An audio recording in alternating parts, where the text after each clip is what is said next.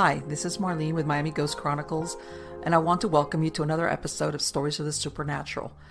Whether you're watching a video or listening to a podcast, please like and subscribe to us so that you can get notification of when a new show is released. Links to videos or MP3 files can be found on MiamiGhostChronicles.com. Go to MarlenePardo.com for information on new book releases.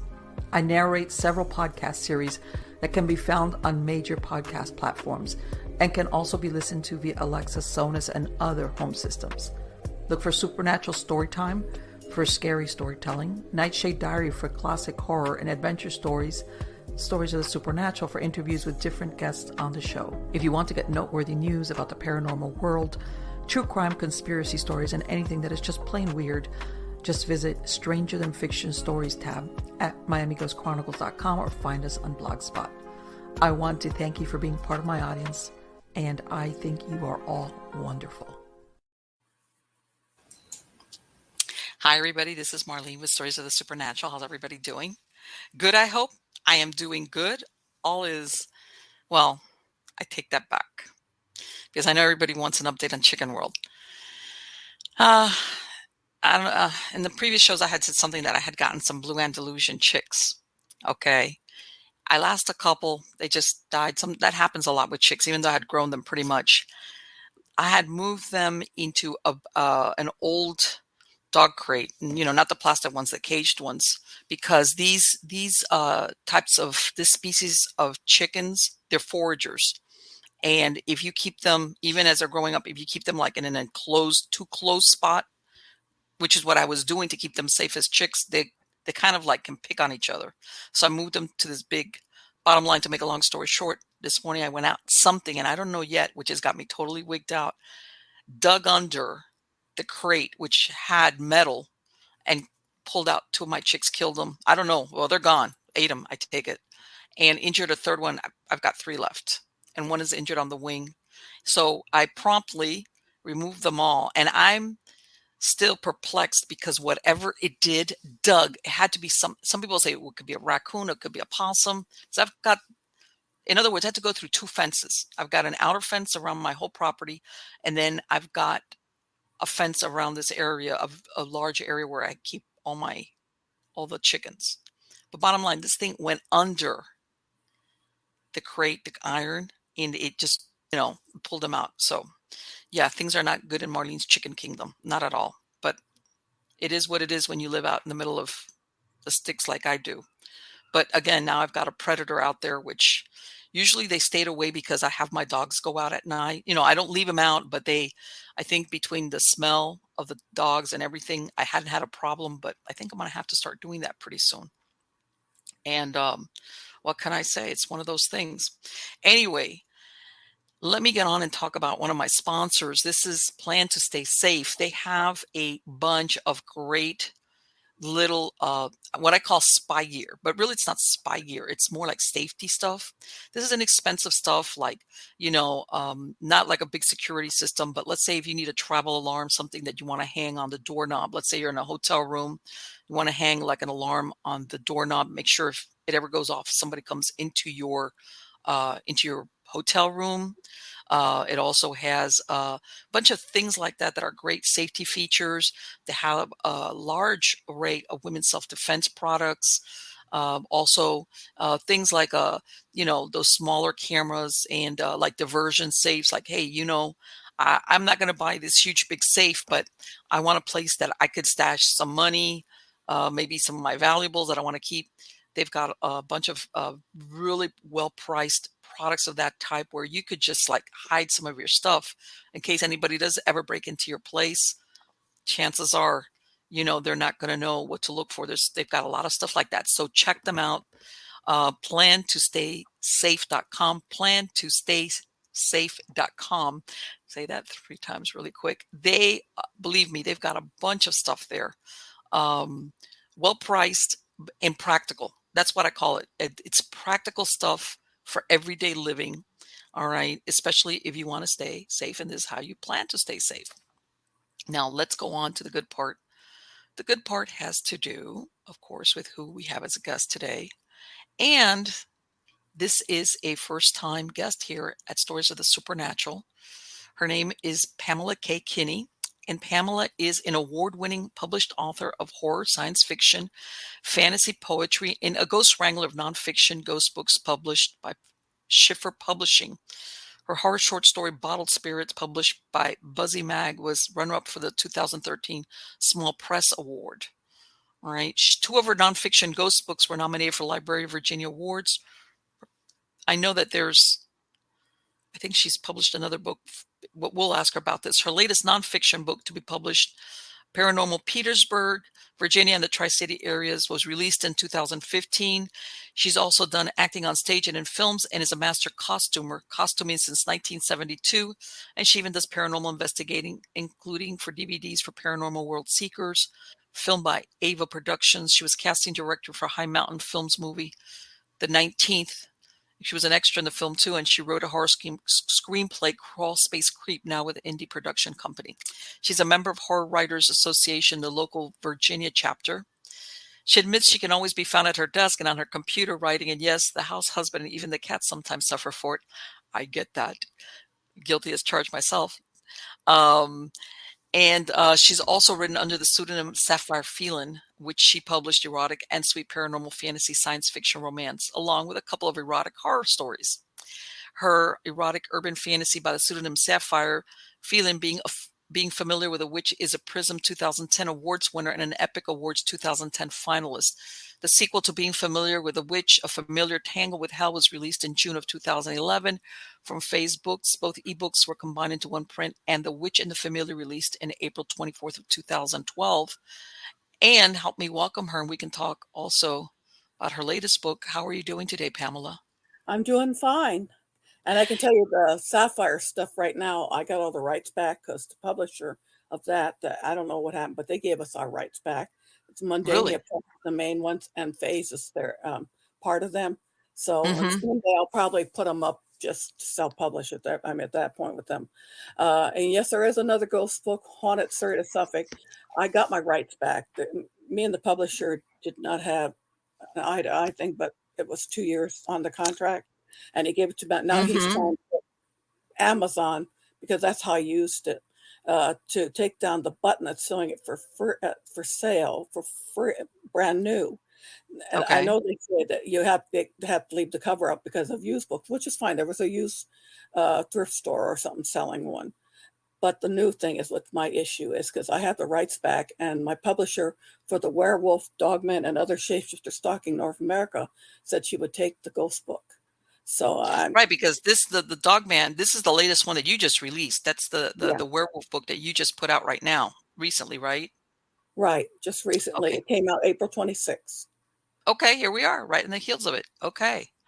So, boy, you've been doing costuming, you've been doing everything. And but let me ask you, obviously, how did you get involved in all of this as far as, well, I understand as far as the fiction, but the nonfiction books, how did you ever have your own personal experience, or what happened? Well, yeah, I grew up with the ghost stuff, so that to me is pretty well Okay. given. And then my mother was inherited from my mother. I'm probably my father too, but definitely my mother, because she used to have actually have dreams that came true, and she'd tell me a couple of them, so they did come true. It's not like anything else, but um, Okay.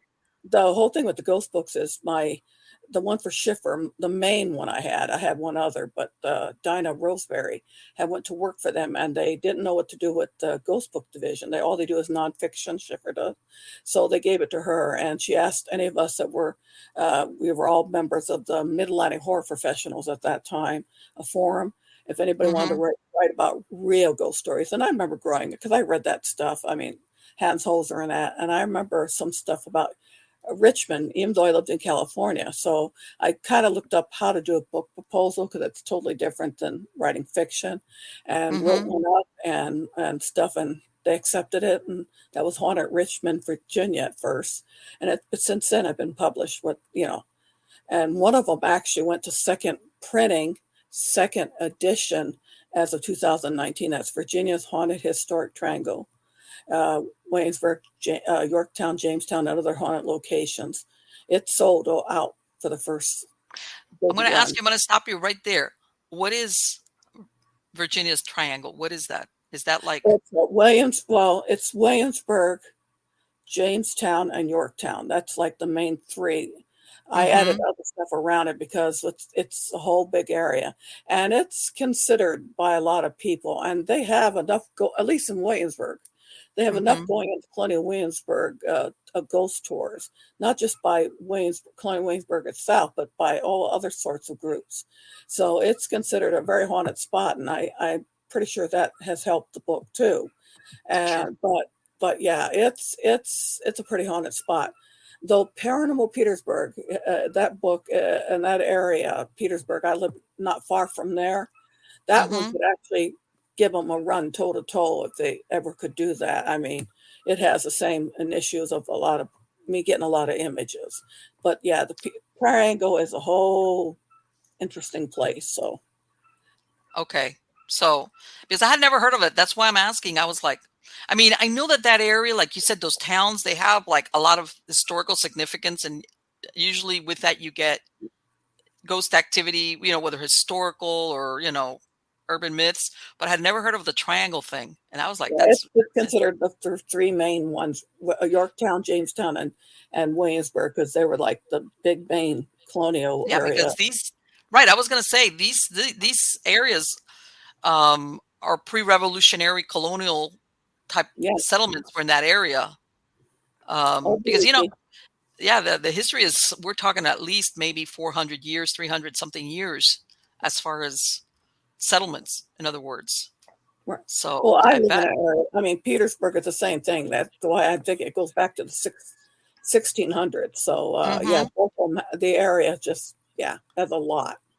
Right. There's a lot of layers there as far as, well, like everything else. But yeah, because, sometimes, a lot of times people think that, especially in southern states, that everything as far as ghost stories is always like Civil War era things.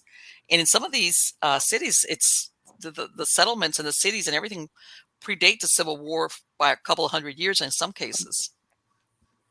Well, especially Jamestown. That's the first, I mean, civilization settlement settled by Hmm. the English, so it's literally there. I live not far here in Chesterfield, which it's in my, not in my Petersburg book. I should have done it, but it's in my Haunted Richmond too, is Hmm.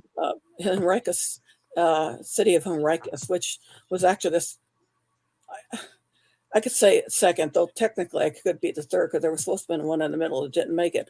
But St. Sir Thomas came up the river and they settled there with a fort and all that. So that is also has a lot of hauntings. Believe me, Right. they're used to that there.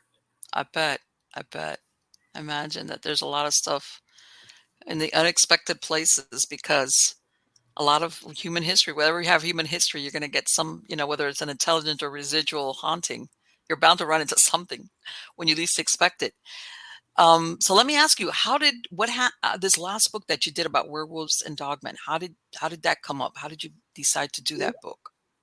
Pandemic came. I always wanted to do, if I did another one last nonfiction, I'd want to do on werewolves and of course Dogmen. Now you have to add it because they sure hell look like werewolves in all the Hmm. stories. And then you got other shapeshifters I knew. So I thought in the United Okay. States of America, I'm home doing it. And I had actually written two novels during that time too. But I also Okay. went ahead and wrote this and got so many books of all kinds. So I could look through even the ones that had all sorts of things to find anything that would be remotely what I'm looking for in the areas. And there was a lot. I mean, a lot of it's Native American to start with, so that some of those are in there.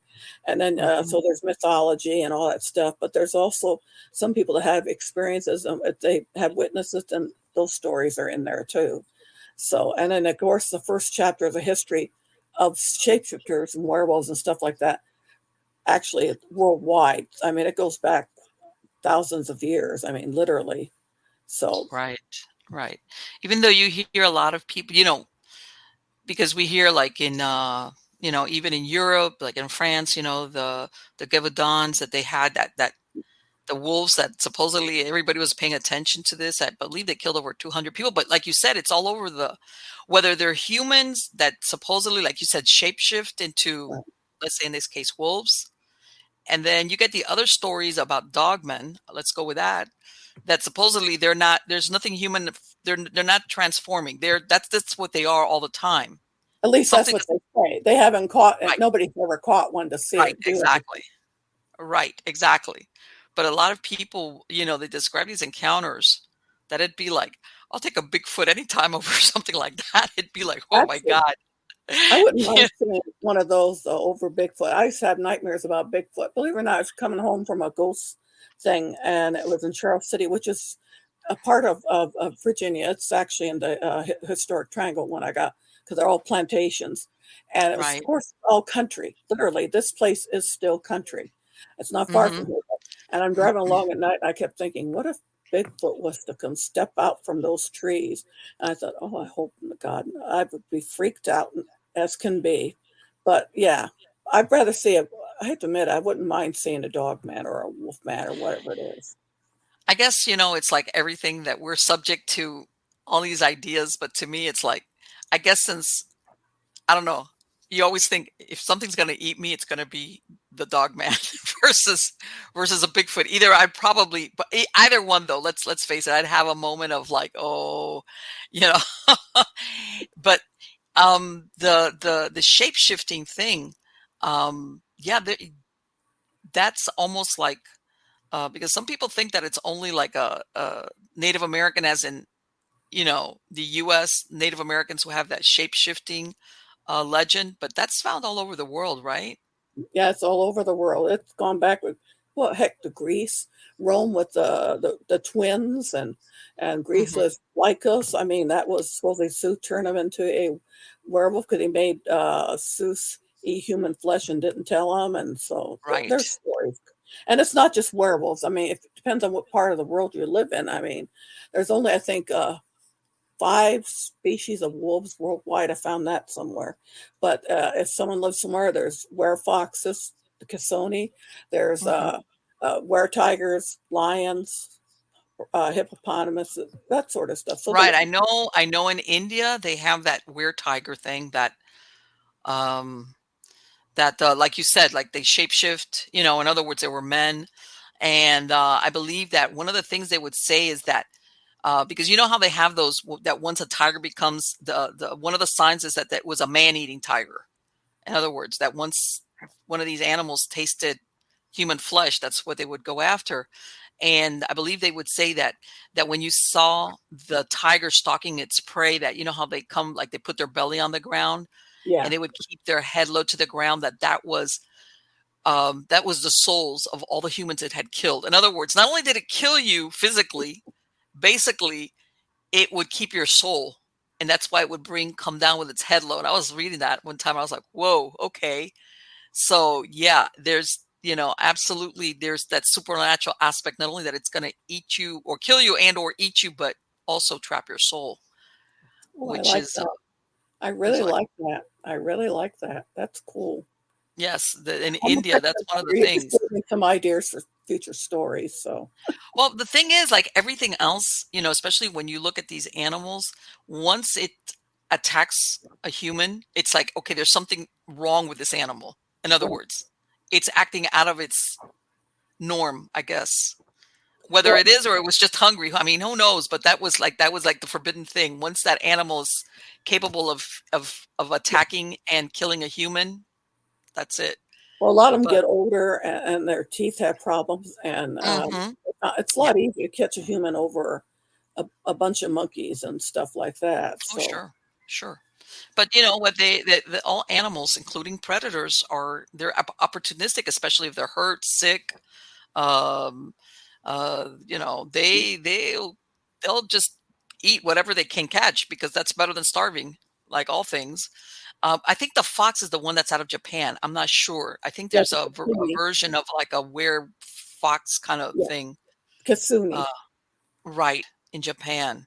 So there's always some version, but I think it's seen more of also like that, like the fox thing, that it's a trickster, that kind of thing Yeah, where it's coyote, and then coyote coyote. here. There's always And a trickster somewhere in the world too. So, let me ask you, Pamela, do you think, because again, like you said, dogmen, we really ever haven't captured one to say this is an animal. In other words, not your typical werewolf idea where it's a human that transforms into Well, a I wolf. gather people have seen them close enough to say they had hands. So Right. that would say opposable thumb. That's what makes us different from the animal kingdom. Our dogs don't have opposable thumbs. Even my cats, you may have like 5 toes, but you can't make that one at the end. Any of them do like humans can. And Exactly. she can catch, she's done it, but still, it's like, it's not the same as us. So Exactly.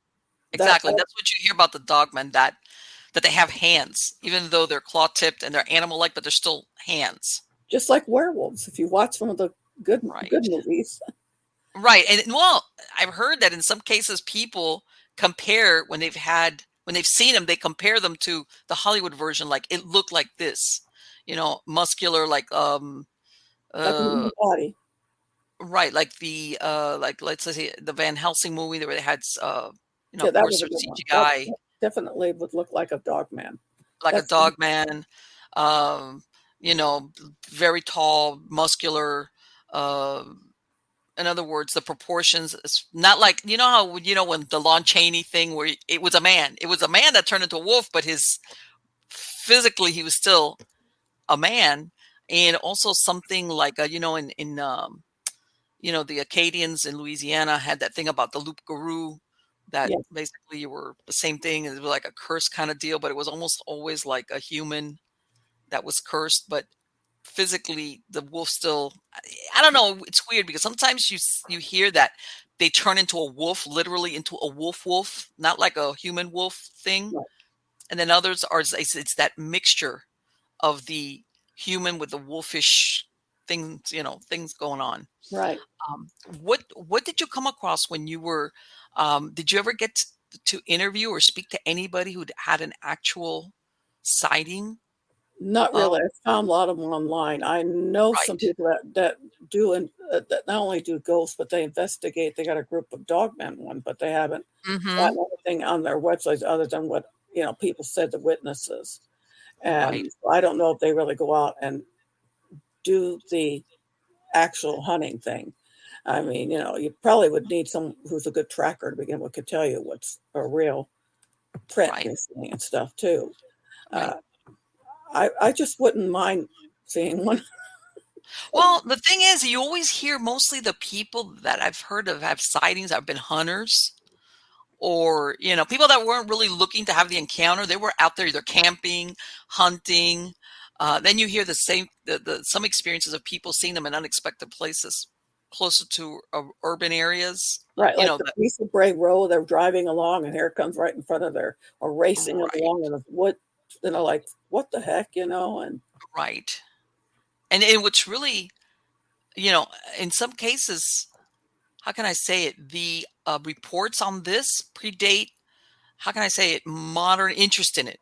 You understand? yeah. Where people were saying, "Hey, I've had this experience. I've seen this, I've seen that," and somebody took a report on it and put it away. And it wasn't like they were trying to gain any type of notoriety. They were just, "I've never seen this before, and I got to tell you about it because either A, I think it's a strange animal, or something along those lines." And then it's only when somebody goes back and looks at all this documentation or these archives that they realize, wait a minute, all during this time, there's people that have basically describing the same thing. And it's been there. With Dogmen, Michigan dog has gone back farther than the 30s where it started a lot of stuff. This goes all the way back. So there's Right. stories. People seen it. Even the stories of werewolves. Someone just called one Dismal Swamp here. I found that before I wrote the ghost book. I found it with this book. So when I get my Mm-hmm. book, I'm going to put it in there put it so it'll match with the rest of the stuff. They called it a werewolf, but it had some of the actions that almost like a dogman. So is it what they call a dogman or is it a werewolf?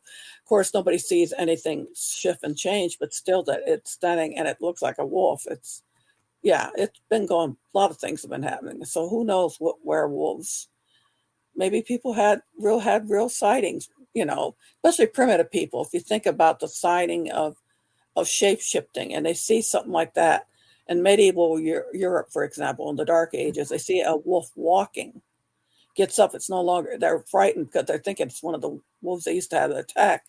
and suddenly, but instead it gets up on its hind legs and starts walking.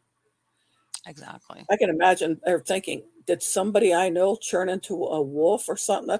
That's probably how all that started. I mean, Right. I mean, it could be,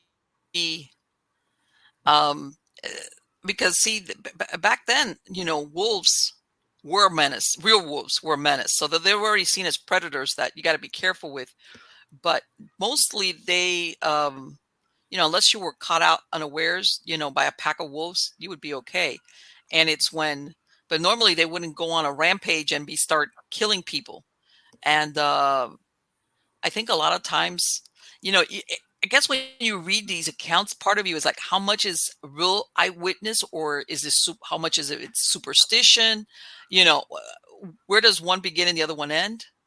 oh yeah, Or are we just being like, oh, we're so modern, and those poor superstitious people from the 16th century just, mistakenly identified a werewolf for, whatever, anything else, well they have years ago when I was younger. I wish I could have found that book. I had a book. It was a bunch of different stuff. This was about the 70s, and hmm one of them was actually a actual no 60s. It was an actual thing from a medieval manuscript. They found how someone can become a werewolf, taking a fur of a wolf made into a belt, and using hmm the full moon, not to chant, because the full moons, we think that came out all that later, but using it to chant something to help them get the power to shift. But they needed that belt on in order to do it, which was interesting. So that was an actual medieval manuscript that they found. So that was in that Right. book. So that was kind of interesting, That so they like I said, a lot of people had that stuff. And going back, I mean, there's a lot of things. There's that one you talked about in France.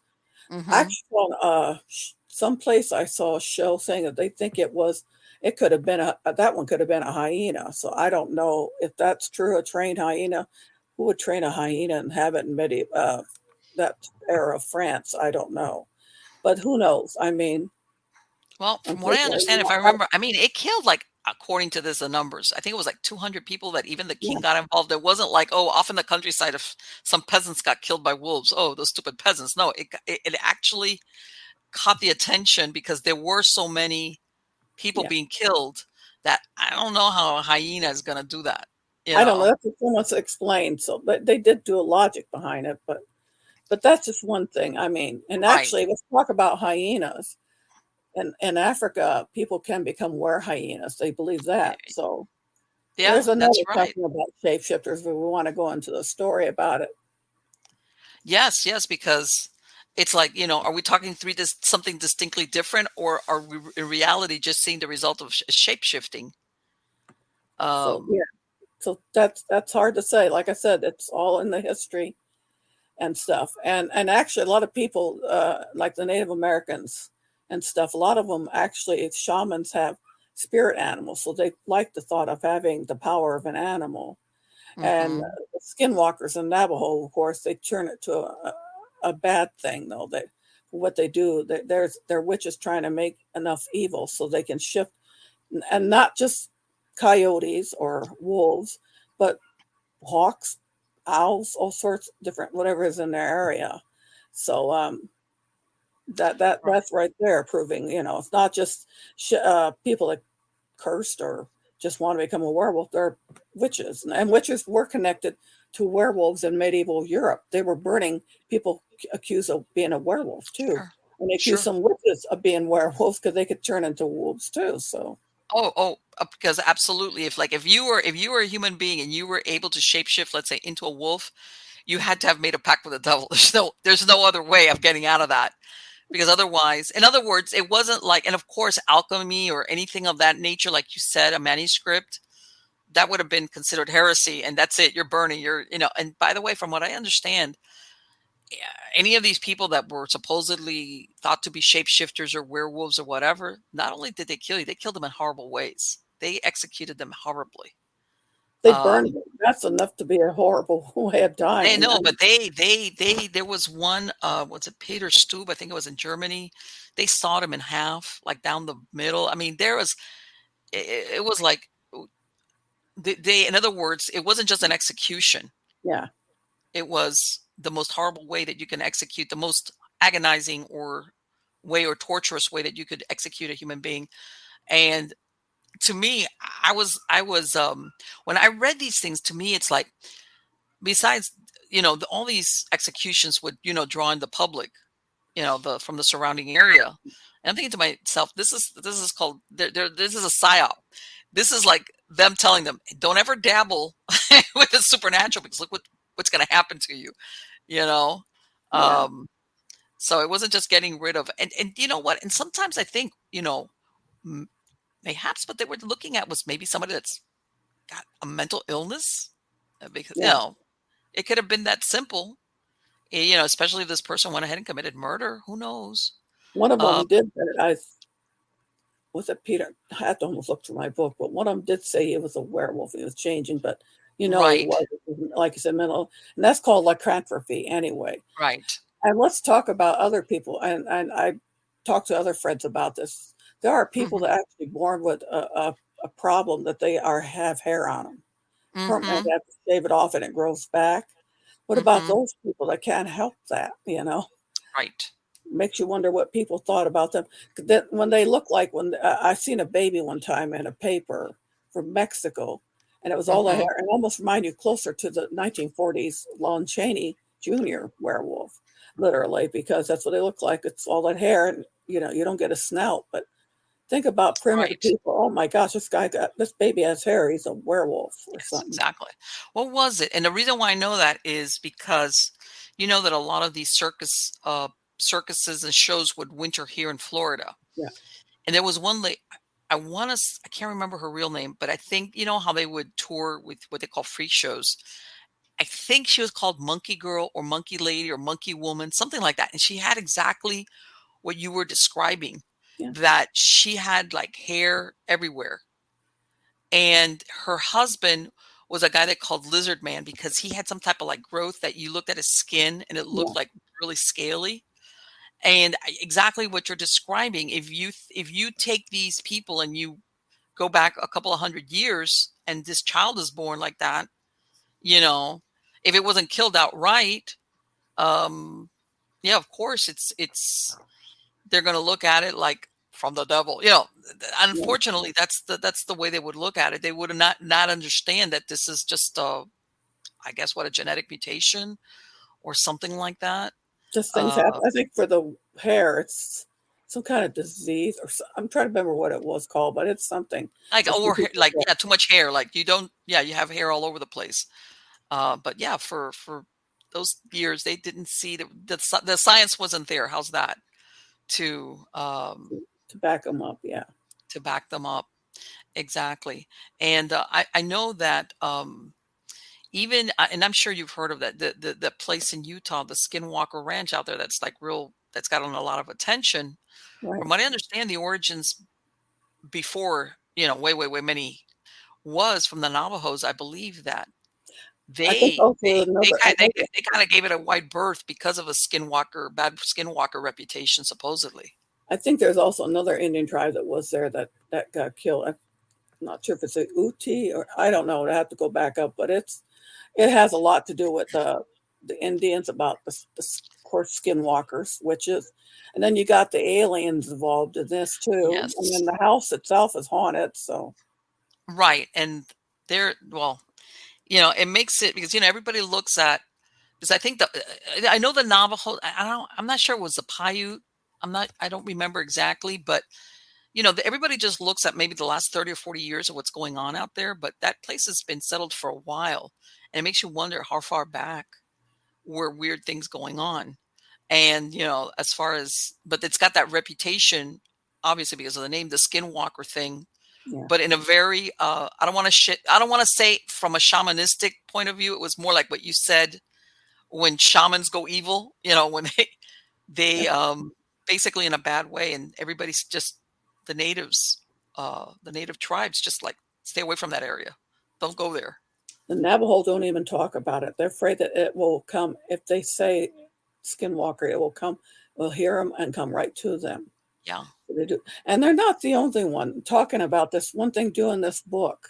have discovered Native American. I have Native American. That's the Sioux, but it has nothing to do with it.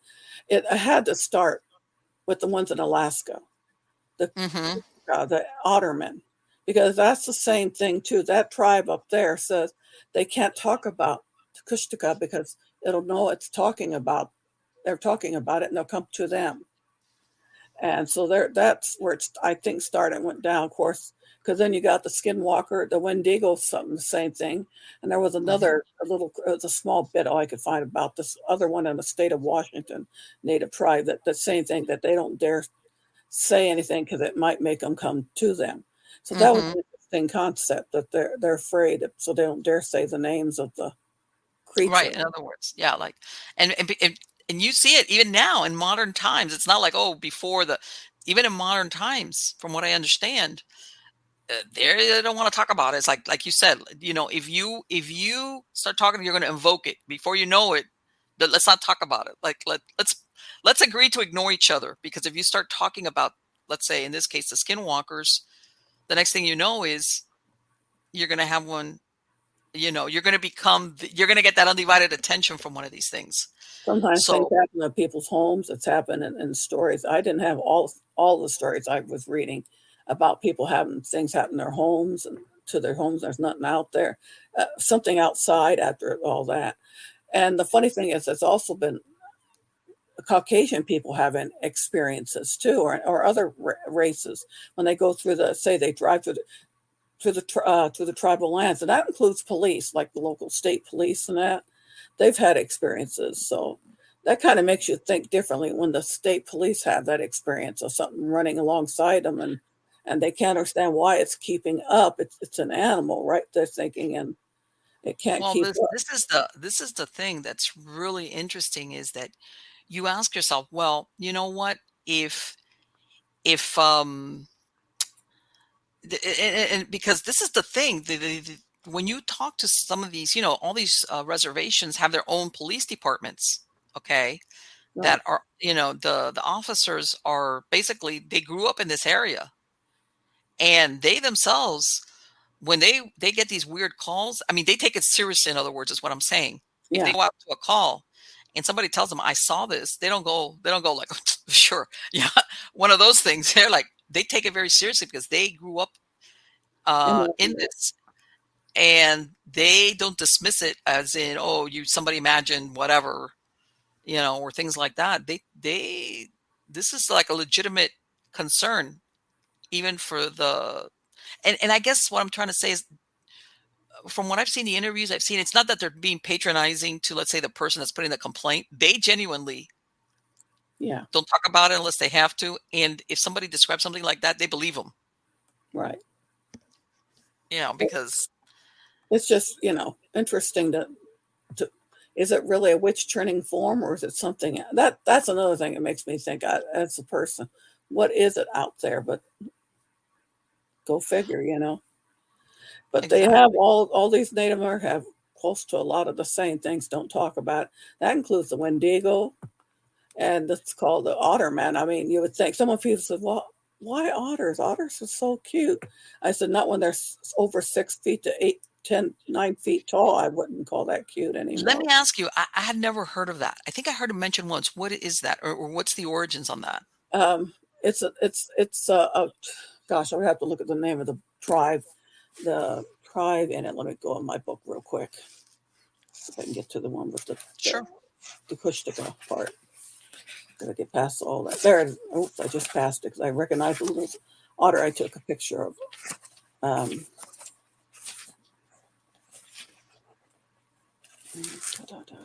this is it. It's the. I hope I can pronounce the name. I hate to be rude to them. The Tringit. T is in capital T, Lingit, and that's the tribe that has something to do about the Otter Men. It's that section. It's Okay.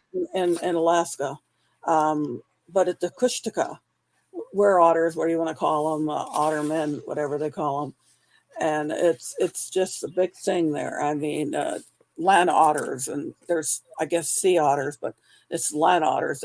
They switch, and they they tell children, don't you dare or go running off and alone without doing it, or the Kushtaka is going to get you, because if you get to hold them, they can be changed. Oh, okay. Is that like then that's that's what happens? In other words, because you know that all these sometimes these either they eat you or take you away, but in this case, what they can transform you They into change, something like them. yeah, you become one if you're. That's why you Okay. don't want to listen to any strange calls in the woods that you think there shouldn't be anybody in there at the time calling your name and that. So Mm-hmm. yeah, they're trying to get you to change too. So That is so interesting because and let me ask you the origin. I guess the did you ever find out how the original otter person or man was? Was it that they were cursed, or how no, did this happen to them? they've got so many stories in the book. Mm-hmm. Well, it goes back for a long for a thousand for how long the tribe has been there. So Okay. um, it's just the way that it is. I mean, it's just like all the But yeah, the Otter Man. That's what they threaten the kid. He's almost like the boogeyman. If you think about the boogeyman, don't you Sure. go out. The boogeyman's going to get you. Well, that could be the Otter Man. You're going to be sorry because you may not be human after a while, stuff like that. Right. That's the and it's really funny because you know a lot of European some of their what do you want to call folklore, it's the same thing, that if you hear something calling you, like it'll try to lure you in the woods and then you end up getting Yeah, lost, that type of thing.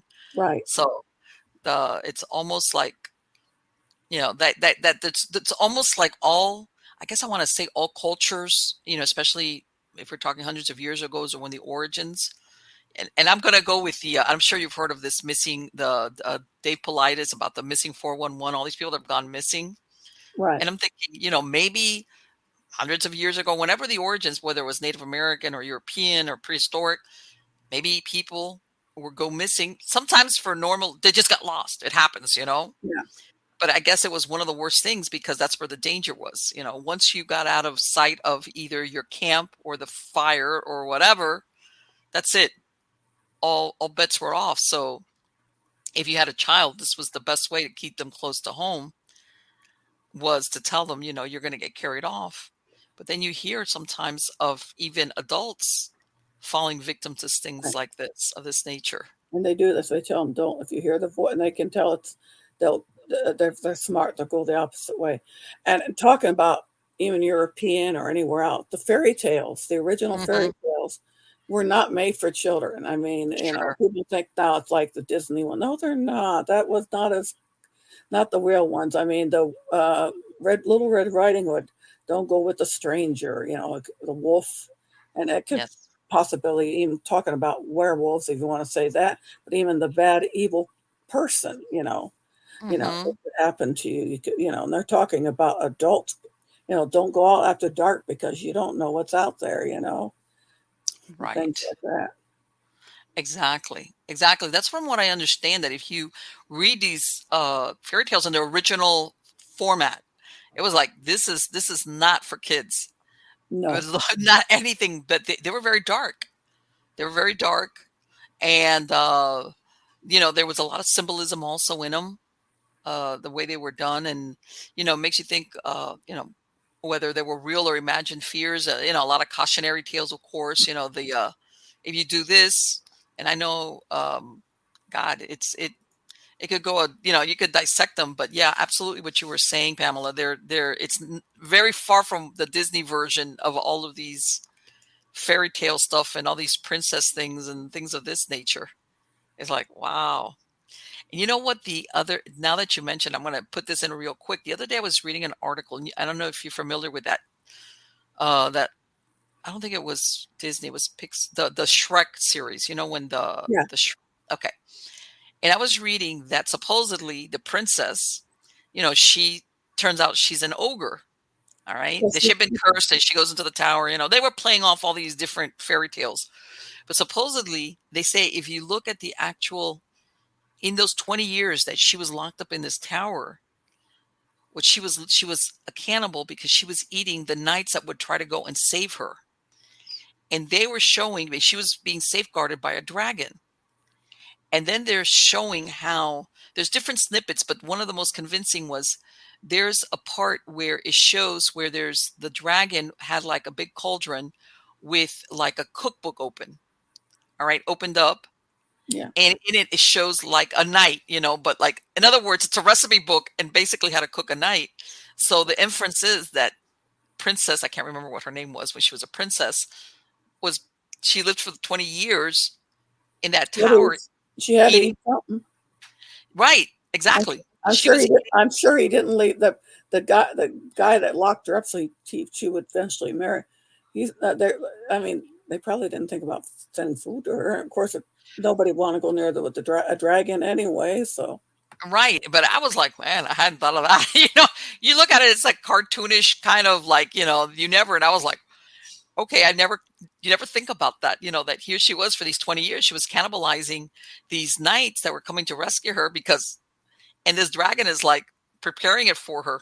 So yeah, it was a real interesting little article. And it was like, man, some of these things that you just overlook totally in these supposedly, kids movies. It's like, oh, okay.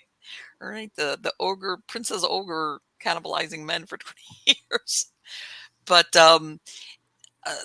let me ask you, when you were doing this research on this last book, was there any type of story or shapeshifter that you came across that you said, man, I have not heard of this before? Gosh, well, there are the owl witches, but that's not the only ones. I think. Well, number one, I would say the Kushtaka, but they had something on one of those Travel Channel paranormal shows, which actually is the Kushtaka at one point. But one I would think, let me look at my stuff, probably could be one of the owl people, but there's a couple of other creatures too. Let's see if I can go to the chapters here. Which one what I got?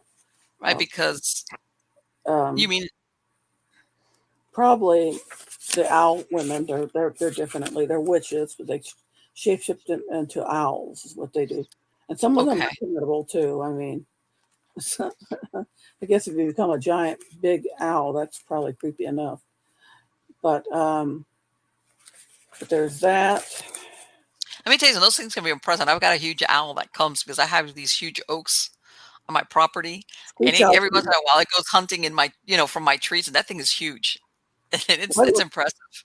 I grew up in California, and I remember apartment. We had to be careful. There was a bush, and there was two screech owls. One was small, but the other one was super big. And you're thinking, I'm not going to go near that big screech owl. It might just bite me or pick me. All right. But, yeah. Yeah. I think another one I didn't understand, where is it at, that I thought was interesting was the badger one. Okay. At the last chapter. That's another one. And it's funny because Lakota, I have Sioux in me. Well, my Sioux was the Hunkapapas, and they're still in Nebraska, but it's still the same. I'm sure they're all put together up there anyway.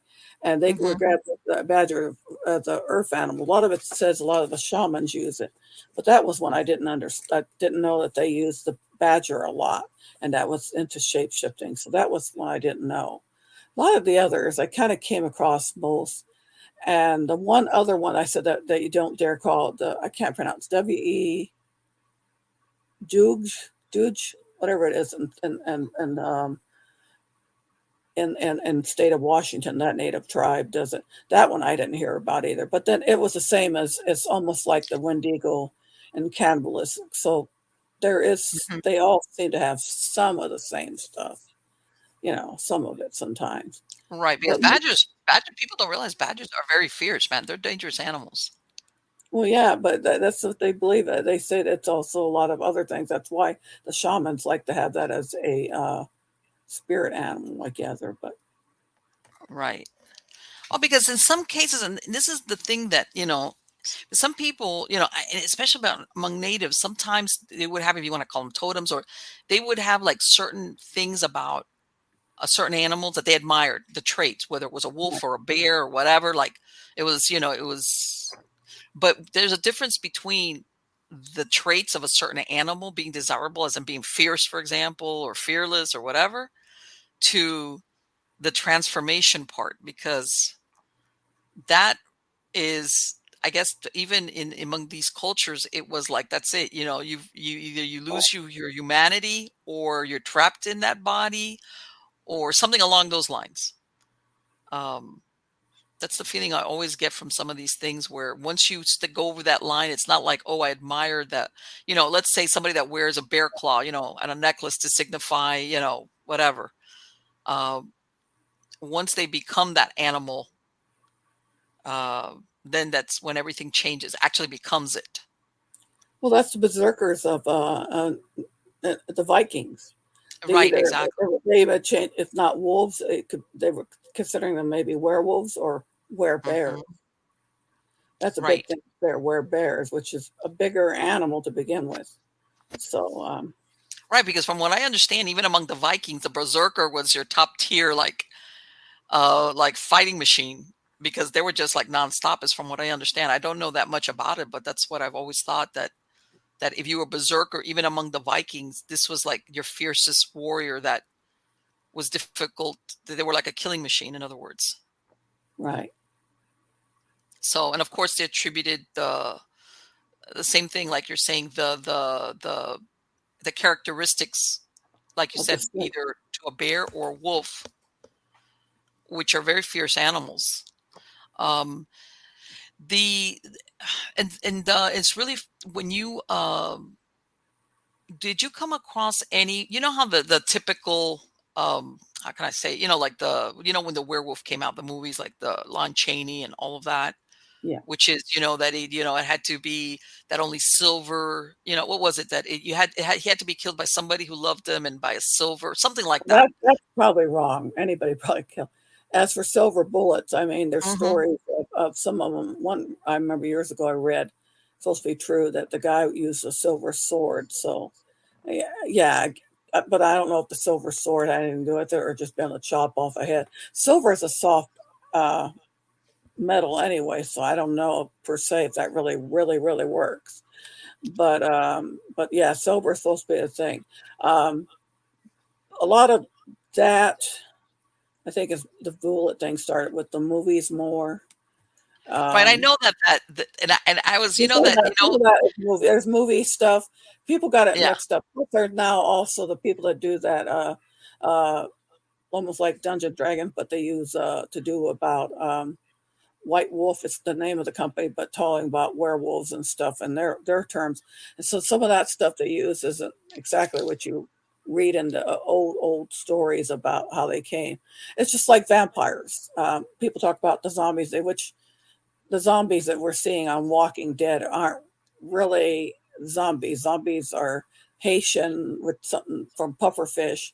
Right. But the undead is all over. It's been there for centuries. And actually in Eastern Europe, I read this years ago, and that's what struck me. They didn't just drink. First, they came back after the family. It was never anybody else. It took over the years, they changed that. But first it was, come back to their loved ones, which actually there was a TV series, The Strain, that they used. I saw that. That was really creepy. They almost look creepy too, but they did do the part coming back for the loved ones. So that's what they did in Eastern Europe. And they didn't just drink blood, they ate flesh, which almost sounds like the zombies of all these movies now, right? Sure. Yes. So, I pointed that out to everybody. I says, we're talking about zombies, which is actually a Haitian thing, and they pufferfish, and I don't think they really killed them. I know they say they think they did, but I'm sure the pufferfish could do things to make it look like, and then control them. Sure. Let's face it, if you're in a country where, you look like maybe your respiration or something, you're like, he's dead. Okay, let's bury him. And out there, people don't understand. If you're living in a tropical climate, you need to bury a body quick, because that thing goes bad very quickly. Well, the pufferfish, whatever they do to it, probably can cause us to look like similarly they're right. dead. Yeah, that's from my understanding. It paralyzes, like, so the person is like looks like they're dead. And I don't know if it's respiration. Everything is so slow or so low that that it for somebody, and I don't know, it's from what it simulates like this person is dead. And then they come back to life, and the thing makes them controllable for a Right. while until, like, one sister said she ran into her brother years later, and he said he had been done like that to her. And so that's a big thing. That so when they turn the term zombies to something that originally he actually turned it into, actually was thinking of something else to use. But well, here it is, vampires in Eastern Europe were eaten, and the old way back, not just blood but flesh, shows you all undead do that. They're not zombies. It's just whatever they are, vampires or whatever undead. I mean, Right, because they've people don't realize, because everybody, like you pointed out, everybody thinks of Dracula and Bram Stoker, which, by the way, today, which is May 26th, is Dracula Day, official Dracula Day, by the way. oh, I'll put up to my And husband's birthday today too. So really, it's today. Tell them they're yeah, in the UK, Whitney Abbey, which they're saying supposedly they chose today because today in 1897 was when the novel was published. Okay. And in the UK, they're having a big celebration. They're trying to get over 1,000 people to dress as vampires because, from what I understand, Whitby Abbey is the inspiration that Bram Stoker used for the Abbey, the setting of Carfax, in other words, for his novel. So everybody in the UK is partying dressed like a vampire in the UK. But what I was going to say is, a lot of people think of the modern vampire story as the Bram Stoker Dracula thing. But previous to that, they've excavated and they found what they call deviant burials. right. Whereas they would put things on people's bodies, just exactly like what you're describing, to make sure they didn't rise from the dead. In other words, this was a belief, in a lot of these countries, as far as, like you said, people rising from the dead to come back either to their family or to eat, whatever it is. Because the vampire wasn't just the blood-sucking thing, it was the consumption of the living. Right. So there was a big belief in that long before, and from what I understand, maybe this was what Bram Stoker was finding when he did his research. Maybe that's part of it. Who knows? The But the the great nephew of Bram Stoker. There is also a son, but the great mhm. nephew lives in South Carolina, and he's with the Horror Writer Association. So I met him, and he Oh, said okay. his uncle actually used a lot of the ideas, believe it or not, for the North New England vampire stories with the Okay. bells on the top of the graves. That's one of the big things. If they woke, because people woke up and they weren't really dead. They didn't have any way to prove Yeah. somebody's dead, right? And they didn't, at least back then, they didn't stuff. Now, if they put stuff in people's body, you're not going to come back at Right. all. The embalming process. Yeah. Right. If you're not dead, you're So, going to be dead. so they rang bells. Actually, in Virginia, here's an interesting thing, and I'm thinking that's all Mhm. connected to that. Some were buried. I've been found buried standing up. They're standing up in the grave, not laying Wow. I down. hadn't heard that. So that's like I'm a feeling that has the same thing as the bell ringing. One of them is a Civil War general who died. He was buried at one place that's a haunted place. Then he was buried at Hollywood Cemetery. Then they moved him and buried him under a statue. Now they're going to get rid of the statue, the whole thing. So I don't know what they're going to do with the body. They're probably going to put it back to Hollywood. I mean, he was buried there the second time, but he was buried standing up. So I'm always wondering, is he still? I wonder if they buried him standing up on that statue. If they were taking it down, I wouldn't mind going there and say, "Can I see if he was buried standing up, or Yeah. did they not do that?" But that's what he was. They buried him standing up, and they buried some others standing up. And they actually had one guy that died, and he had his body put in his mausoleum on Hmm. on a chair, rock chair, whatever, facing his plantation, so he can make his slaves feel nervous about that, everything. Oh When my the God. other lady took over it, and they kept telling her this, and she wasn't a family member, but she told her, she thought, well, that can't be true, right? Why would anybody do it? So she went out and found them. They broke into them, and they found Of course, a lot of the stuff had broken down. It's been years, Sure. but they found bones on top of it. So it was obviously true. He was sitting on Right. it. That was kind of that was really creepy. That, but you know what? And but it points to that people really at that time really had a big fear of being buried alive. It wasn't like, oh, this just happened once.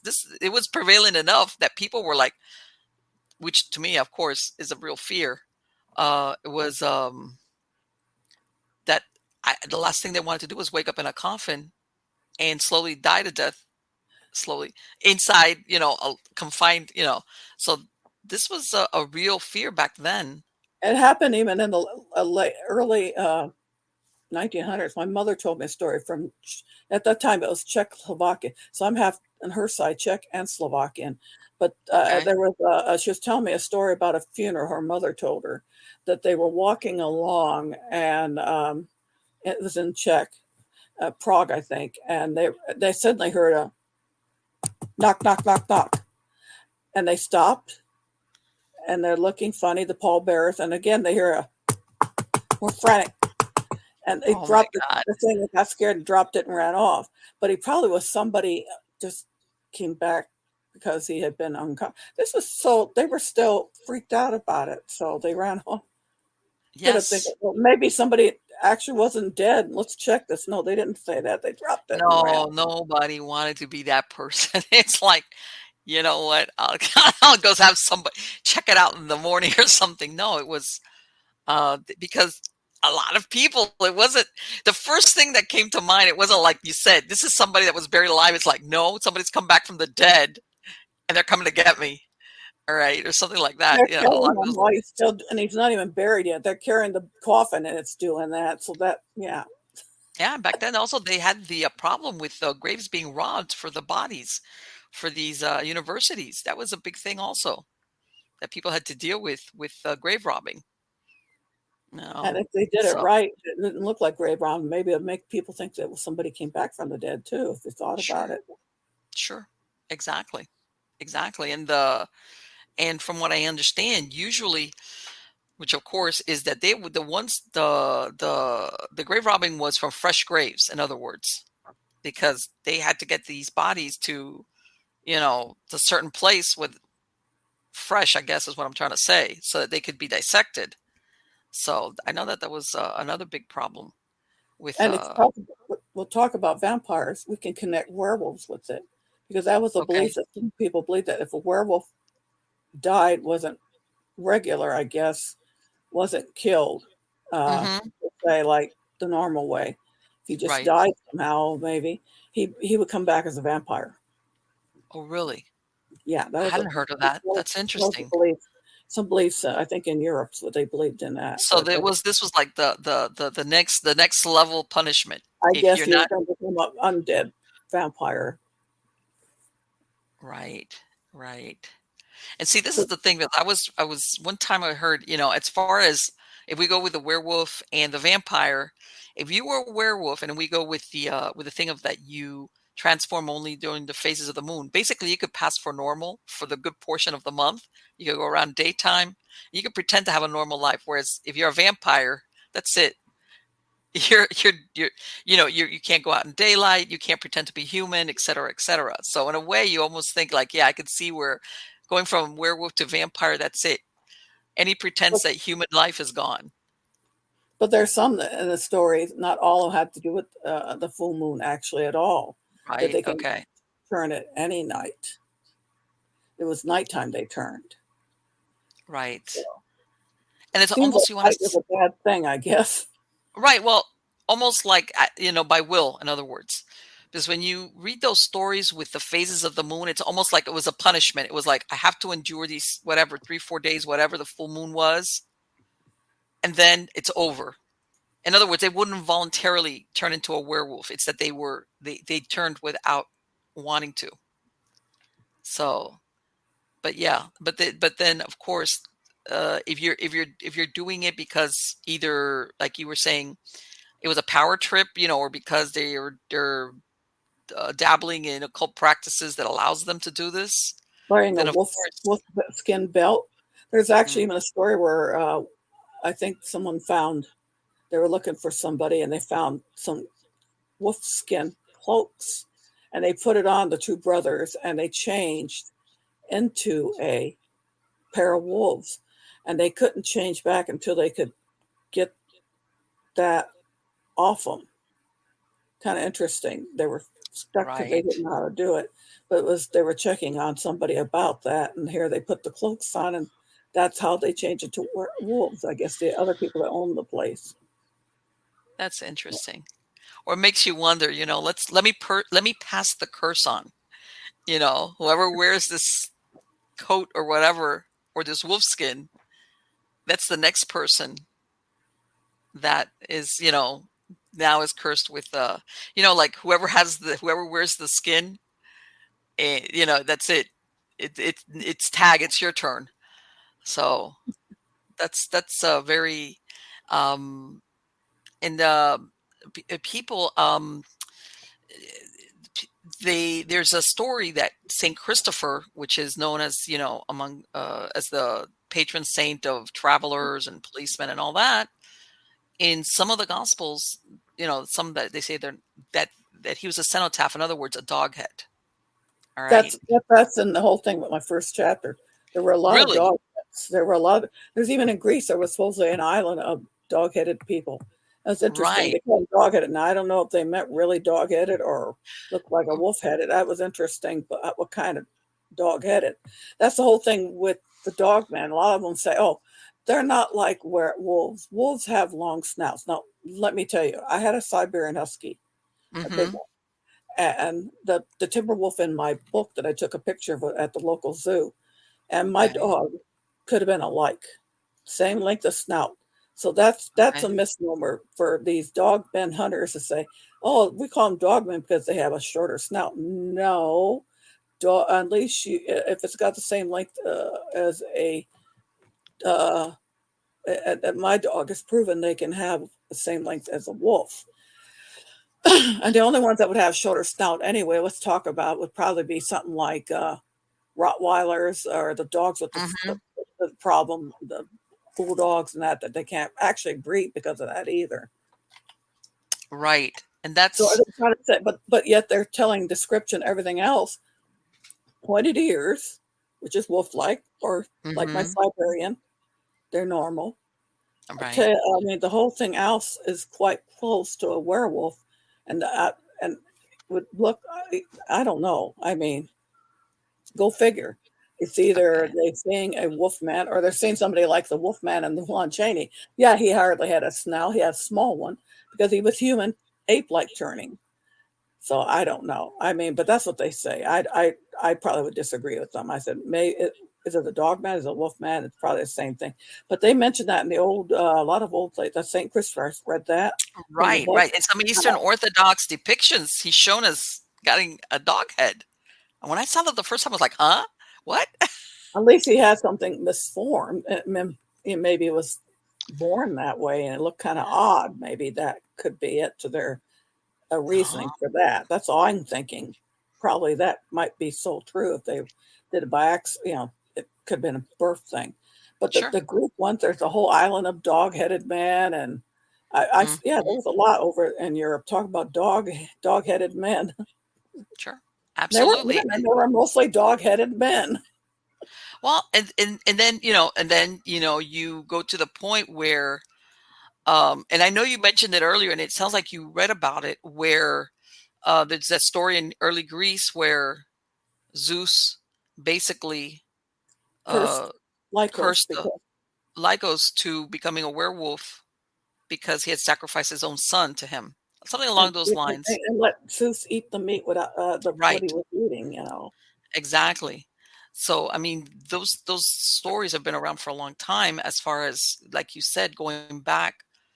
And because it's almost like when they had identified, and I'm again, this is, God, so long, so many hundreds of years ago, when they describe Saint Christopher, it was like he came from a land that was known to have dog-headed people. In other words, it wasn't, because I thought the same thing. Like, was this maybe somebody that was born with a misshapen head or some weird abnormality that made them look dog-like? I would But just then think, it's, I don't you know, know. It's almost like he came from a land that was known to produce people like this. And it's like, okay, maybe there's something in that area of the people, some genetic trait that, I was like, but then of course it's open to interpretation. But I'm going to tell a real short story because I used to do hypnotherapy for many years. And one year, this was a while back, I closed down my hypnosis center because I can't do everything at once. But anyway, one time I had I had a gentleman call me on the phone. And, you would usually get these calls. And I had this gentleman call me and say, look, can you hypnotize me to forget something? Like erase it from my mind. And I was like, I usually had a different call. I would get a call like, hey, I can't remember where I hid my jewelry, Right. or things like that. I said, no, I can't, I can relax you. I know, he sounded like real edgy and anxious. And I said, I can relax you. If there's something that's some memory that makes you anxious, maybe we could help relax you with hypnosis, but I can't make you forget it. I can't erase it from your memory, which is basically what he was wanting me to do. I said, but can you tell me what it is that, it's maybe something that I can help you with? So this man, by the way, on the phone tells me, and you can tell he's being very cautious. He tells me the story. And again, he's not telling, I have a feeling he's calling me from out of state, but again, I can't confirm that. He tells me he's going down a highway. It's forested. And he says it's an area where he knows that there was a lot of deer. So he says, I was driving along on the slow side because the last thing I wanted was like a deer to jump out. Right. In other words, it wasn't a heavily traveled road. It wasn't like a highway, like a regular highway. And he says, I was riding it slow because at night, these deers are known to jump from the embankment over the road into the other side. Right. So he says that all of a sudden he sees a deer and it's coming up and he's like, he knows it. And he says, this thing is like coming. He says he speeds out from the tree line, stops. And he's thinking, now this thing is being chased. Like, what's going on? And he says he's already slowing down and this thing just bounds up and he sees something coming from behind it, chasing it. So from what he described, I guess there was like an embankment that leads up from that field, from the tree line up to the roadway.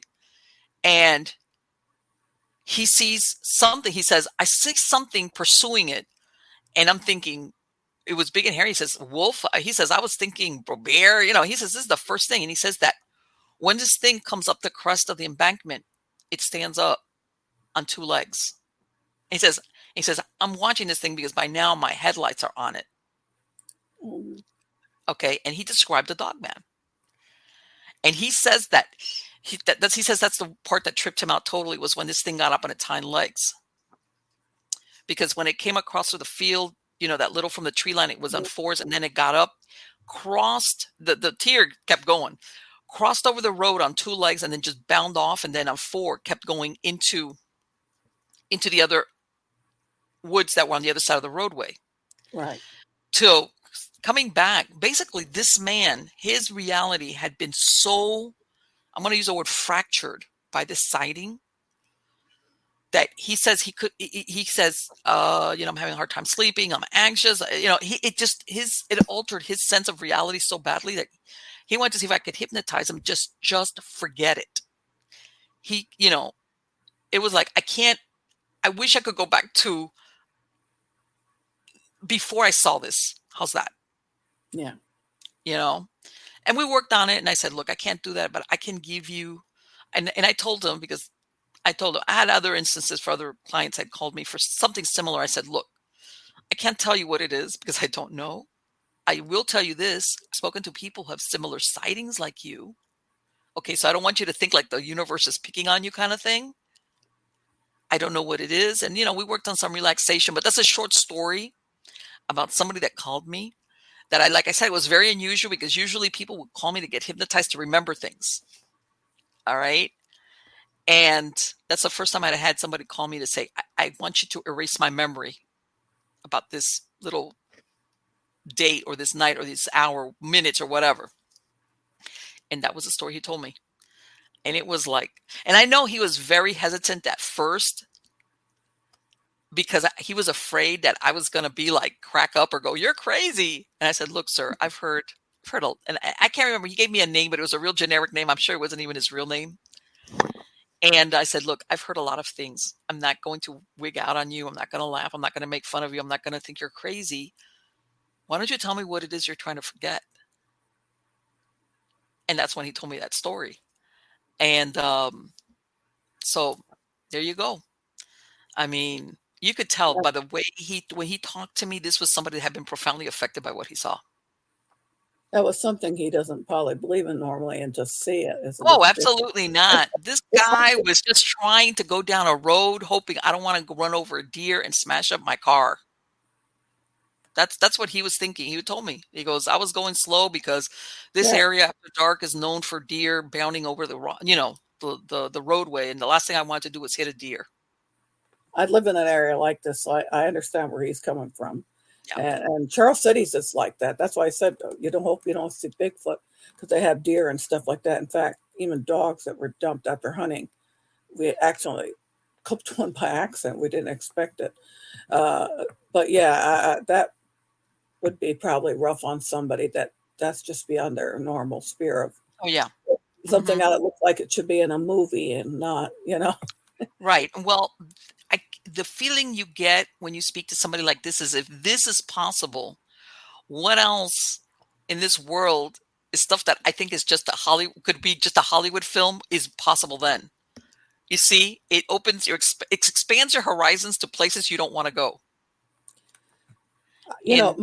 I have a weird theory, and this is probably the writer in me, because I'm almost thinking that would make a good idea for a story. I mean, Stephen King made one, The Mist. Let's talk about another universe. What if some of these things are that? Sure. Coming, I mean, okay, Bigfoot, you could probably explain we did have gigantic apes, and some point we had to have something. I mean, they couldn't have just be everywhere else in the world and not here at some point. Right. But even that, some of them disappear. And maybe same thing with the Dogmen. Maybe it's like Ghost. We know that's another dimension. I read actually 2 times in my life. The first time I read it was years and years and years ago, that heaven and hell are really the same as we are right here, another dimension. It's not like a lot of people. In fact, I had somebody yelling at me. She was Baptist, and this was in California, and she lived in a golden kingdom. I said, well, this is not what, oh, no, I don't want to hear it. Da, da, da. I said, and it's not really up there, and it's not really down there, because all we're going to find is molten lava and whatever else our Earth has. So, yeah, dimensional, and there is dimensions. I mean, you got the 1, 2, and 3, and we're the third dimension. Go on. What's the next through that would fit whatever? Or alternate universe. I mean, alternate worlds. I mean, that's another theory. You see this in movies, but you also see that as theories. So, right. And this is the thing. They turned back the CERN, the Hadron, it's Collider out in, what is it, Switzerland or one of these, which had been closed down for 3 days. I mean, 3 years. And, one of the things that people say that they fear is that this thing could do exactly what you just said, Pam, which is to open a portal or a rip into another dimension. In other words, and then you do get the thing of like that there's other natural occurring portals, whether they open and close on a time schedule or timetable, or whether they're just rips that come and go. And then, like you said, that mist, that's a great example where things come through there that, which is, how sometimes there's sightings of certain animals or cryptids for just a bunch of people see it and then it's never seen again. It's like a moment, and it's almost like it came and went and then that's it. It's gone. It's never seen again, but it's witnessed by a bunch of people, even credible people. And are we talking about a rip where something came through and one of two things, it was either able to go back, or for some reason it couldn't exist much, a length of time here in our world for whatever reason. It just, maybe it couldn't, it was too alien for it. I don't know. But, or we can even talk that about UFOs. If you think about, are they from other planets, or maybe, of course, that could be a warp. tunnel talking about that. But Sure. or can some of them actually come from other? And now that the military actually believes it, because they said some they can figure out, you know, but some they can't. I mean, the lights and splitting in half, that's probably what's interesting, and that they can do that. And But you where know they what? come, Let me ask you what you think. Even though they had that, what was it, last week? They had a Senate hearing about UFOs, something they hadn't done in 50 years. And I'm like, why now? Like, you guys have spent the last 60 years telling everybody it was weather balloons below Mike. It's like, why I'm now? thinking that that now that they're scared. First, they Oh, might think it's somebody else has more power and has abilities. I don't think that at this point. I think we would know at some point. And so yeah. far, what we have seen terrorize, Putin has a lousy army now. He's let it go to pot. The other guy's doing missiles. And China, I don't think, is hiding it much at some point Well, either, that we and, can't and figure things out. and this is the thing, because let's not go into ancient aliens or nothing like that. We're talking about modern history as in 50, 60 years. Yes, you have your people that do see something that's not really that. You have your people that are just, they're like, they've lost, grip on reality, but there's a lot of credible witnesses, I'm one credible of them. witnesses. I'm one of them. This is Oh just my God, say that. for What? real. Okay, there's two happenings. The second one was in Elkhorn, California at night. The way the thing up with friends of mine, which is into Okay. they're Star Trek, but they're into science fiction. Well, my Okay. husband was with me at that time, so he saw that too. Now the first one though was the one that was interesting. It was daytime, afternoon, clear skies in Sacramento. Okay, our backyard was actually toward the back was part of was Stockton, California. The front was the city. The one was the country. So my father's under the tree under the bench he made, so he doesn't see anything. And my dogs and the pet pen. My mother and I are sitting on the back porch. My mother points up and says, "What the heck is that?" And I look up. I'm in third grade. I'm not really stupid. I'm actually advanced for my age in a lot of things. I can tell you that. So when I saw it, I got off the steps and went under it. Number one, it was low enough to say it was big. Okay. It was big. It All was right. round. It was not anything. It was not a plane, not in the early 60s. Come on. This was Right. definitely nothing from the early 60s. It was scarlet red and silver, but they colors when they met together, it was almost weird. They blended, and it made a sound. It was odd. To this day, I remember that sound. I can't say how I did it, but I remember this to this day. And I'm standing up looking at it, and it's passing over us as slow as can be. Like, I don't care who sees me. That's the attitude. Afternoon, bright sunlight, low enough to the ground. Okay, to show how Okay. big it was. This was I wish I back then you didn't have phone cameras. We didn't even have camera in our Oh, house, my parents. But I would love to have taken my phone with that sucker and a video of it passing over like that because I would have. But it was that slow and like I don't care that. And I went to tell a friend afterwards. It disappeared. Wherever it went over our house and disappeared. And a friend of mine said, "Oh, tell that cop." I said, "Really? I'm going to tell a policeman." And he yeah. think I'm crazy Yeah. pulling his leg because I'm a kid. But to this day, Sure. I remember that, and it was freaky. It was like, and my mother saw it too. It was not just me, you know. What Right. the heck is that? That's what she was wondering. And Exactly. I said, Mom, I think we saw a what they call a UFO flying saucer. Is that what they call them? It was round. It was round. I tried to see look around and see if I could see anything on top of, but it was round. That was not a plane. I don't think I Well, knew what they had. I mean, I'm not stupid. I read back then. I saw movies. There was nothing close to a plane shape at all in that time era. If you look it up. So what was it? It was not a balloon either. It made sound like engine of something. right. And this is the thing, that for all the reports that they have, when I mean reports as in they reported to somebody, do you know how many reports are just like what you just described? People that for whatever reason, they never say anything. So, okay, there's so many reports that are known, and let's not even go to the ones that have never been written down, described, passed down, like what you just described. There's thousands and thousands and thousands. What, you're going to tell me everybody was seeing a weather balloon, or they lost touch with reality? Or it's like, come on, if you take that percentage out of the equation, that leaves, that's what I'm saying. It's like, that's why a question is like, after so many years of basically, from what I understand, if you had some type of responsible um, position, whether it's in the military or policeman or something, it was like a career killer. If you started talking about the UFO you saw, it was like, shut up, don't talk about that, because you're going to be known as that guy. And But all of a they had sudden, you get these people, and it's like, I don't know. There's some. I'm just like, let's they see what had comes of Blue this. Book for years. They had stuff. Where are they getting these stories? Not just modern stuff. Sure, Okay, I can exactly. see the current pilots, and I believe what they're saying. Oh, sure, They I can't do. explain it. But But I from what I understand, they've been seeing this for a long time. and, Way. and, and it was funny because they had one of the little shows on, and one guy, Josh Gates, he says, Hmm. "Oh, why are nobody has any seen all this before?" And I yelled at the TV screen. I wish she could have heard me. It's called Blue Book. Air Force, Blue Yeah, Book. I yeah, mean, I knew that growing yes, up. So, and this was no weather balloon. This was metal. It was made up. That I yeah. can tell you too. Whatever kind of metal it was, I guess. Mhm. But Yeah. it was not a balloon. Well, I read my youngest son served. He was in the Navy, and he served on the USS Ronald Reagan CVS 76 out of ports out of Coronado Island.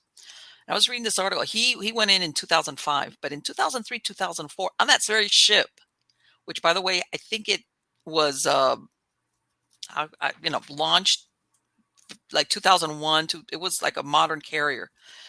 They had a 2-day sighting of what they called a ball of light that followed the ship, and it was like, the people that described it, that they interviewed them not too long ago. These people have left the Navy and everything.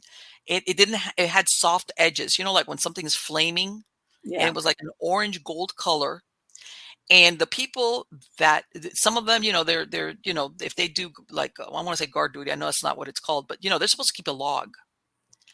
And some of them, some gave their names, other remained anonymous, and they said, we were told in some instances that they called up their superiors like, hey, what's this ball of light hanging out over the ship? Because they're out at sea, by the way. yeah. They were doing these maneuvers that they checked the ship. You know how they have, and they're being I told by think I know where that's from because my husband was probably stationed there, North Island. no, it The was in carrier. Coronado Island, right outside of San Diego on Yeah, California coast. that would be. They were probably stationed at North Island. That's where the carriers were. Because my husband's ship was as big as a carrier. It was a not. It was a What happened was that it was originally, since the ship had just been built transport. or Yeah, they launched, built it them. had been come out of Norfolk, out of Virginia. Okay. And eventually it was transferred. It had to go around the Cape and come to dock, and then it was docked.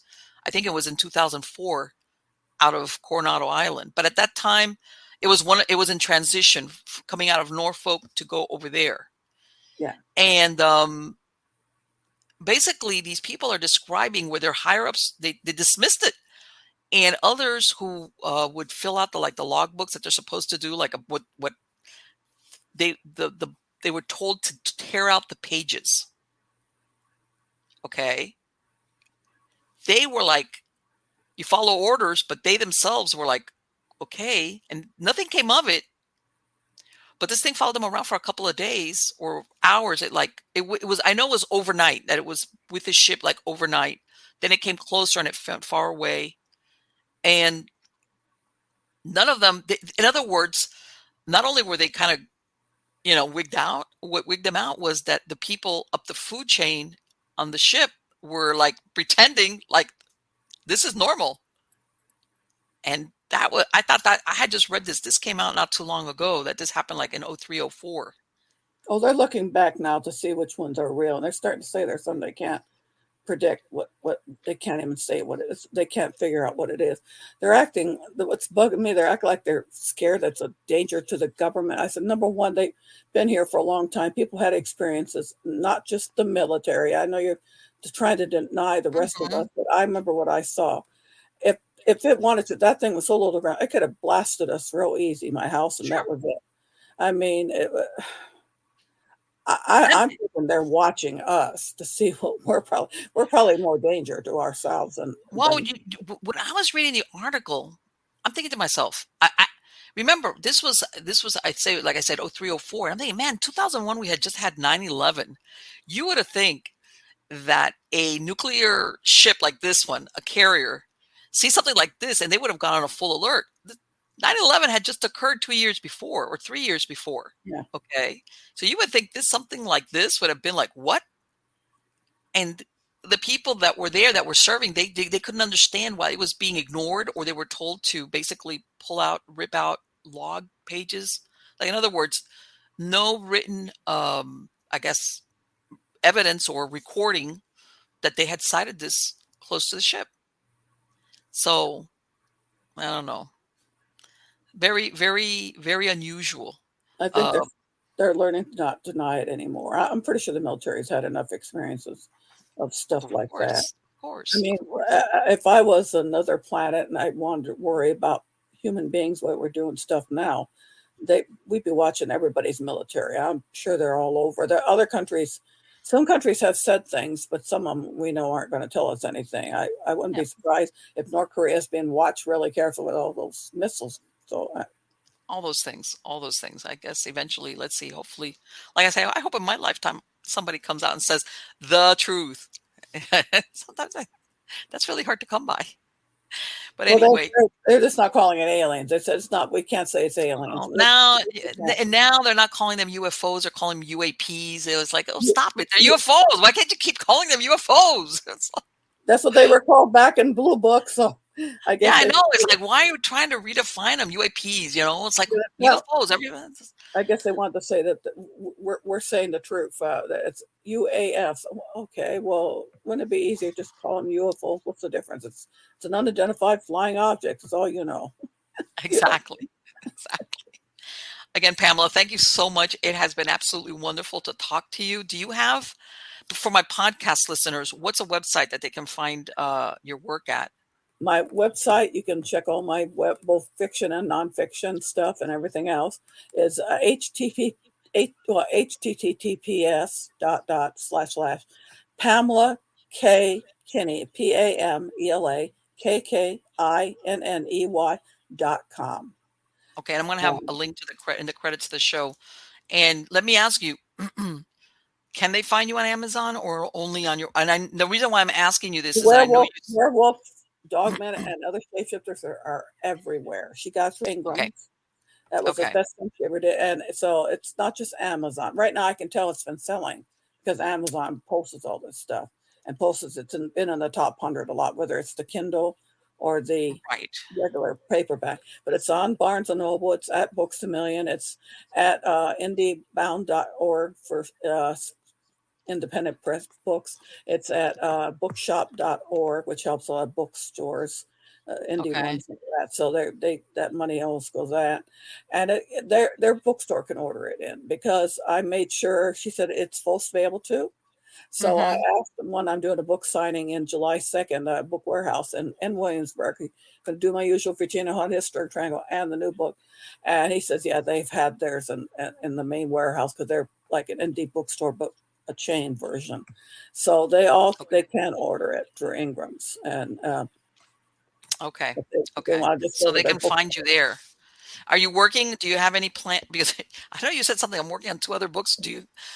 Are you working on something now that you're going to publish? I just finished a short story and submitted for a call. Vampire one, by the way. That's all I'm going to say because I hope the people aren't listening because they're it was a blind call. That's all I'm going to say.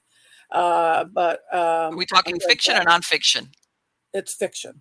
Okay. I'm going back to a lot of my fiction. I have another one that was I had done that with a group of us beta reading each other, and the last one I made it into it. 3 of us only made into it of our group that made into this anthology coming out later called Bloody Rock, like taking rock and roll songs in the 50s, 60s, and 70s. I took got to get out of this place, and it's set with Dismal Swamp and the Dismal Swamp ghosts, which is haunted, and so it's all in there. But anyway, right now I'm going to try and get back to a couple of novels, sequels. But this Okay. weekend, I'm actually going to be selling at Sage Paracon at the Bell Grove Plantation Bed and Breakfast in King George, Virginia. So it's Wow. Saturday and Sunday. Okay. God, that is fantastic. All right. See, a woman after my own heart. It's like, you're finishing one book and you're like, okay, I'm already percolating my other story up here, which is, let me tell you, it's food for thought, all these things that are going on. And then you weave them into the stories, which is, you know, I don't know. I'm into fantasy, sci-fi slash supernatural thriller slash, yeah, that Well, that's that's another that. reason I brought this book, not just for me, of course, to have all that on Hmm. hand. I buy those kind of books when you're writing that fiction, but Yeah, this is for writers. I've had writers buying this, so I'm hoping it right. inspires them to write their next whatever story out of that. Yeah, sure, of course. Yeah, I was gonna say that's my bag, baby. Again, thank you so much. It has been absolutely wonderful to speak to you. Take care, Pamela. Thank you, and thank you for having me. On the contrary, my pleasure. Bye bye. Bye bye.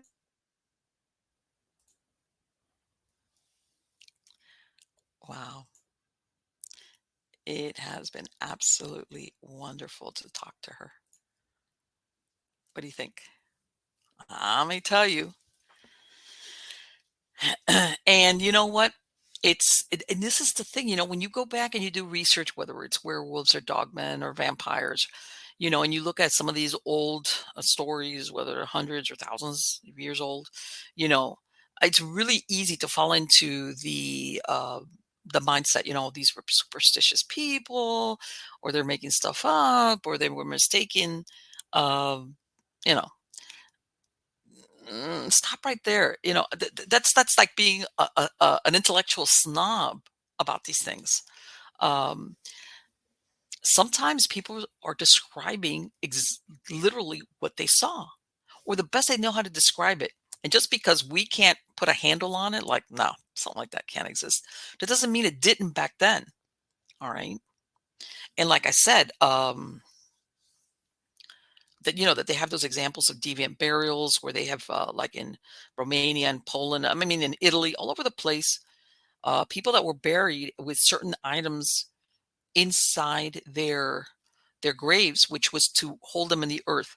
There was one where they would put a sickle or a stone in the mouth or different things, depending on what part of the world it was, which was basically a way to make sure that this person didn't rise from the dead and basically victimize the living. That was always the fear.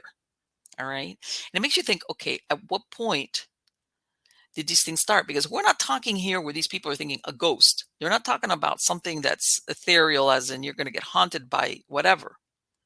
They were talking about the corpse reanimating and coming up from the grave, and what, whether you want to call it eating them, drinking their blood, the vampire version, things of this nature. In other words, there was belief in this, and it's surprising when they go through these old cemeteries that that they open up and they examine and they see all these things, and uh, it, and in some cases they find, for example, even sometimes, how can I say it?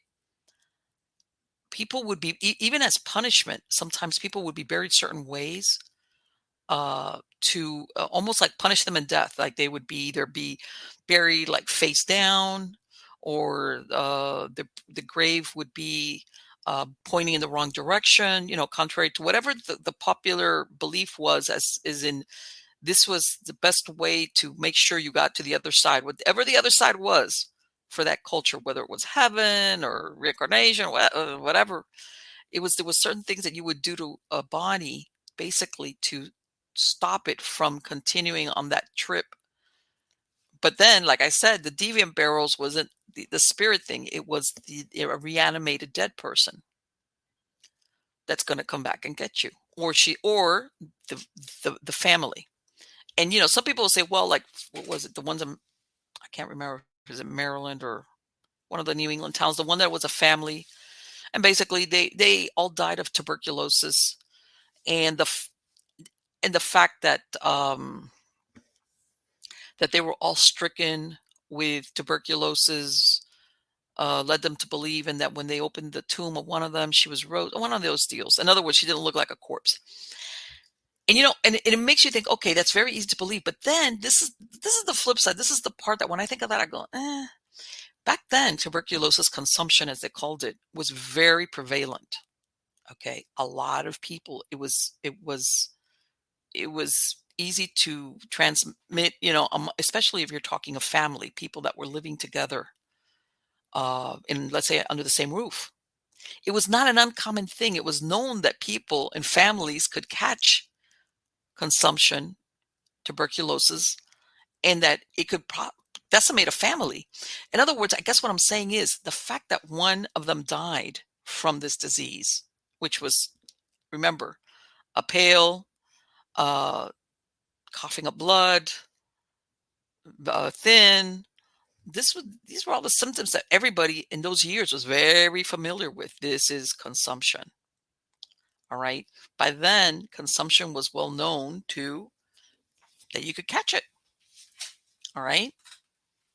So I don't see why the fact that all these family members supposedly all died of consumption would make anybody believe that it was a vampire, because this was a very well-known disease of that time period. And sometimes people would linger for years. Some people would die sooner.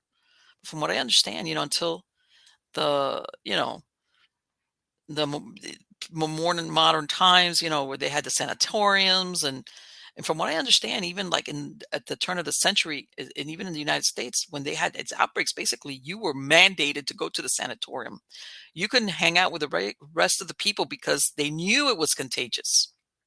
They knew it was contagious, so they would send you off to these sanitariums, and of course, the mountain air or whatever air you were sent to was supposed to help you, and you had these different types of treatments until they discovered what was the bacteria that was causing it, and you could get whatever you could. But again, I still don't get why such a well-known, understood, and I don't want to say common enough disease would lead people to believe that family, that they were vampires, unless there was something more to the story than just a family members just dying one behind the other. I think that happened quite a lot, more than people cared to admit. All right. Like I said, sometimes people died quickly from consumption. Others lingered for years. And as a matter of fact, I read at one point that it was romanticized to the point that being a victim of consumption was almost like a romantic thing. The lethargic, pale person that would get flushed, and I have to lay down because, of course, your energy's. And all this was almost like romanticized into being like, oh, a desirable thing, which is a horrible way to look at it. But yeah. So that's my, the thing on the vampire thing. Like, how much is superstition? How much is it made up? How much is it misunderstood disease? And how much is it, if possible, based in some type of truth? Maybe that truth doesn't exist now. And since we can't find it now, then it has to be false back then. What if some type of, well, let's go down the crazy road, rabbit hole. What? Maybe there was some type of vampirism. Maybe vampires died out, or that, whatever, something or some being or some human or whatever you want to call it, that was drinking human blood.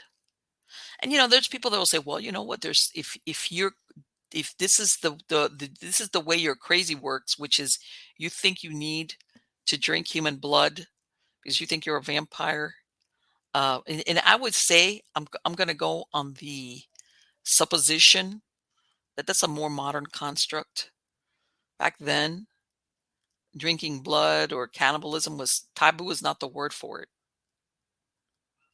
Okay, but then you never know. Mental illness that somebody, but maybe there was some type of being back then that really did exist, which doesn't exist anymore. That, contrary to what everybody believes, the vampires live forever and ever and are indestructible, and all these mighty powers that we give them, maybe that isn't the case. We don't know. Or they transformed into what everybody thinks of now as energy vampires. They don't drink your blood, but they sap your energy. That's possible. Psychic vampires, up to a certain point. I have run across people like that, which it's all about them, them, them, them, them, them, them, them, them, them, them, them, them, them. And I'm not talking here about like no romantic relationship or anything. I'm talking about even friendship or people you meet where they absorb they either talk about, it's just them, all about them, and they dump all their problems on you, and if you ever run around them, they don't want to hear anything about you. Or if they do, listen to a little bit of your thing at the beginning, like most normal conversations, and then it's like about them, them, and about their stuff and their woes and their this and their that and that and that and this. And when they leave, you're like, oh yeah, I think I need a nap. I do believe there's people like that out there. They walk away all cheerful. They just had their own mini therapy session, and you footed the bill for it. Yeah, contrary, there's people that they don't need to actually have a therapy without going to a therapist. All they need is just a listening ear, somebody that's too kind, or too. Their manners prohibit them from saying, "Shut up! I don't want to hear another thing about this, man," and walk away. Like, don't ever talk to me again. Yeah. So anyway, guys, like I said, I'm going to have a link to Pamela's website on the credits of the show if you want to check it out. Also, that book that just came out, like, I want to say a month ago, about Dogmen, Shapeshifter, Werewolves. And again, don't forget, you can go to Miami Ghost Chronicles. You're going to find all the links to either the podcast or the video versions of the show. If you want to listen to the podcast without commercial interruptions, go to the links that I have on there, and you can either listen to it on the browser or download the MP3 files. If not, I've got links to all the well-known podcast platforms. Okay, I'm also on a lot of different video channels just besides YouTube. I'm all over the place. If you've got a Sonos unit, you can find me on Alexa. You can find me on Sonos. If you want to listen to me while you're doing whatever you're doing at home, you can find me there. I'm all over the place. Just look for Marlene Pellicer, Stories of the Supernatural, Miami Ghost Chronicles. You're going to find me a bunch of different ways. And again, come back next week. I've got a lot of fantastic guests coming on, a lot of interesting people coming on to talk about different things, new people, repeat ones. So again, you are all wonderful, and come back. I look forward to spending this time with you. Till then.